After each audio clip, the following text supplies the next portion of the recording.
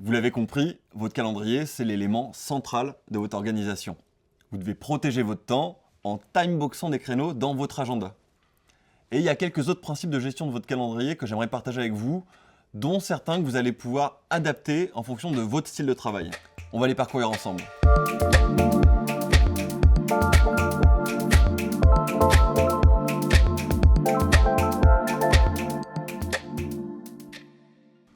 Pour commencer, on va regarder ensemble un agenda type. Bon, disons qu'il ressemble pas mal à l'agenda que j'avais quand j'ai commencé à bosser. Donc, pas génial.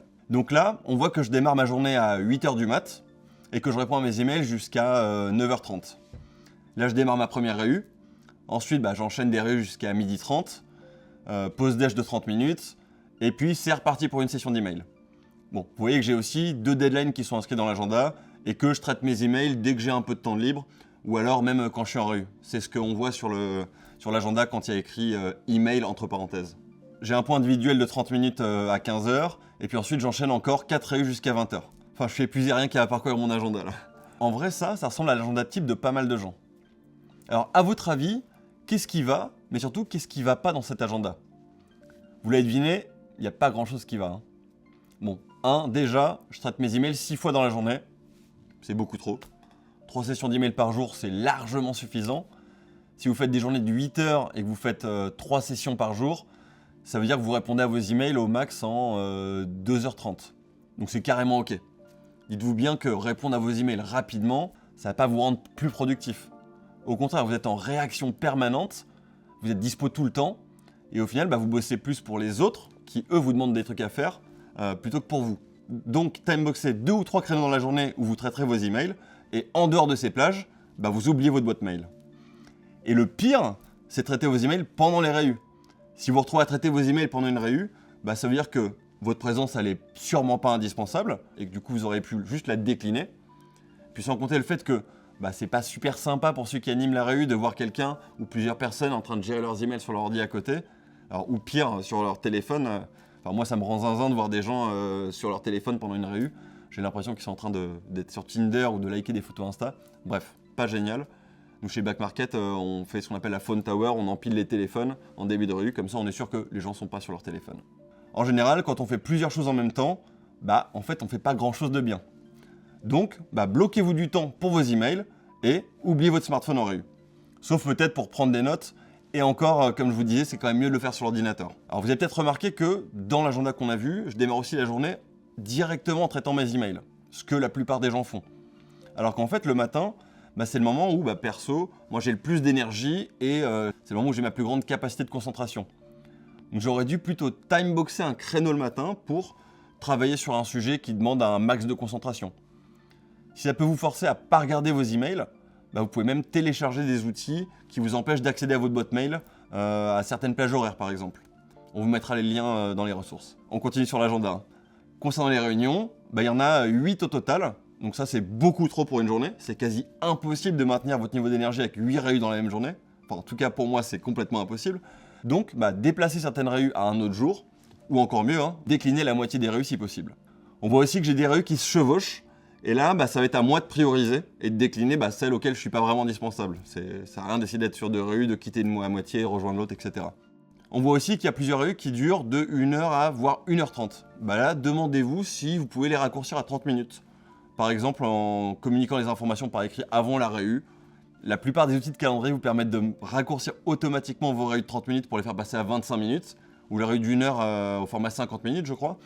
Et ça va vous permettre de respirer entre 2 réunions et d'arriver à l'heure quand les réunions s'enchaînent. Quoi d'autre? Ah oui, la pause déj, elle dure que 30 minutes. Et ça, c'est clairement beaucoup trop court. C'est hyper important de s'aménager des vraies pauses, surtout pour manger. D'ailleurs, culpabilisez pas si dans la journée vous allez consulter vos réseaux sociaux, si vous allez sur Facebook ou si vous allez gérer vos affaires perso. C'est normal. D'abord, tout le monde le fait. Et si vous le faites aussi, c'est que vous avez besoin de temps pour respirer. Nous, chez Back Market, on utilise un créneau dans l'agenda qui s'appelle AFK, qui veut dire Away from Keyboard, pour s'imposer des réus et comme ça les gens sont au courant qu'on ne sera pas devant l'ordi à ce moment-là. 4. Les dates butoirs ou les deadlines qui saturent l'agenda, c'est pas du tout une bonne pratique. C'est à vous de timeboxer des créneaux quelques jours plus tôt pour boucler vos projets à temps et du coup, c'est pas utile d'inscrire des deadlines dans l'agenda. 5e point, bien sûr, Bah, la conséquence de tout ce beau bordel dans l'agenda, c'est que on finit très tard, là à 20h. N'oubliez pas que votre boulot, c'est pas un sprint, c'est un marathon, et à ce rythme, vous allez finir en burn-out. Alors, maintenant, on va corriger tout ça ensemble et on va voir ce que donne un agenda idéal. Déjà, démarrez votre routine matinale et définissez votre victoire du jour, la fameuse tâche importante qui compte vraiment, celle dont vous parlez un peu plus tôt. Vous avez 3 créneaux timeboxés dans la journée, dont un dédié à la victoire du jour. Vous avez aussi 3 plages dédiées à vos emails, dont une en fin de journée que moi j'appelle Inbox 0.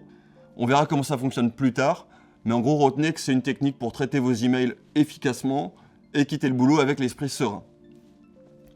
Et vous avez aussi seulement 3 réunions.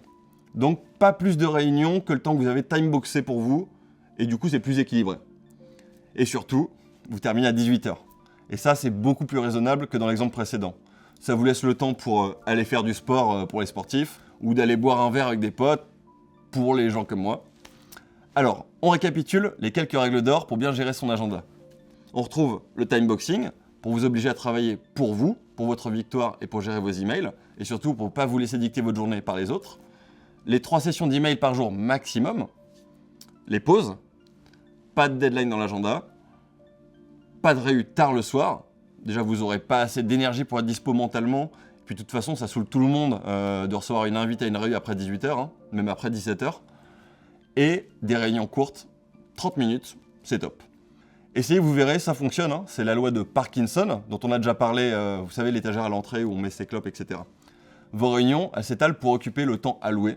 Donc allouer plutôt moins de temps que plus de temps. Sachez aussi que vous pouvez avoir 2 manières de gérer votre temps tout au long de la journée, en fonction de votre capacité à rester concentré longtemps ou non. Donc vous avez le choix entre l'agenda zèbre et l'agenda pas zèbre. Donc l'agenda zèbre, c'est un agenda qui respire. Vous avez des pauses entre tous les moments de travail, que ce soit des créneaux timeboxés ou des réunions. Ça vous permet de respirer, d'avoir potentiellement plus d'énergie au moment où vous réattaquez une session de travail. L'agenda pas zèbre, c'est l'agenda où toutes les lignes sont collées et où tous les moments de travail s'enchaînent sans pause.